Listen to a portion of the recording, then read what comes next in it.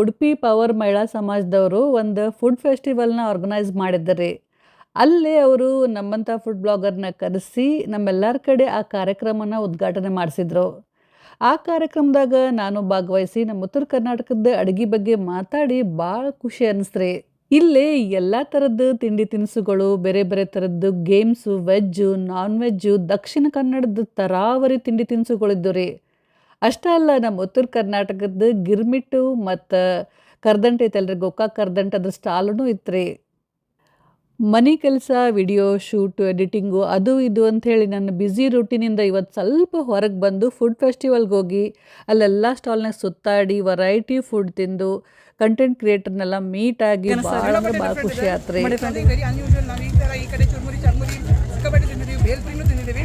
But ಇದು ಚರ್ಮುರಿ ಒಟ್ಟಿಗೆ ಏನು ಬೇರೆ ಡಿಫ್ರೆಂಟ್ ಸ್ಟೈಲಲ್ಲಿ ಮಾಡಿದ್ದಾರೆ, ಸಿಕ್ಕಾಪಟ್ಟೆ ಟೇಸ್ಟ್ ಇದೆ.